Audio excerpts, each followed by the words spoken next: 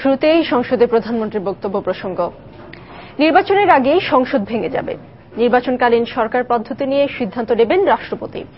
আজ সংসদে প্রধানমন্ত্রী শেখ হাসিনা এই কথা বলেন। এছাড়া 1-11-এর অভিজ্ঞতার কারণে তত্ত্বাবধায়ক সরকার ব্যবস্থা নিয়ে জনমনে শঙ্কা দেখা দিয়েছে বলে মন্তব্য করেন তিনি। প্রধানমন্ত্রী আরো বলেন, তত্ত্বাবধায়ক সরকার ব্যবস্থা বাংলাদেশের সংবিধানের সঙ্গে সাংঘর্ষিক।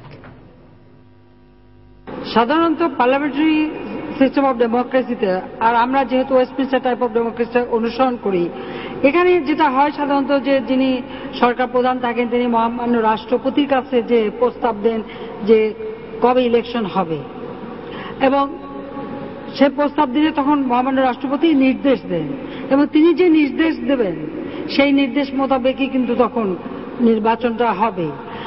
আর সাধারণত পার্লামেন্ট যেহেতু পার্লামেন্ট রেখে তো আর নির্বাচন হবে না, মহামান্য রাষ্ট্রপতি যখন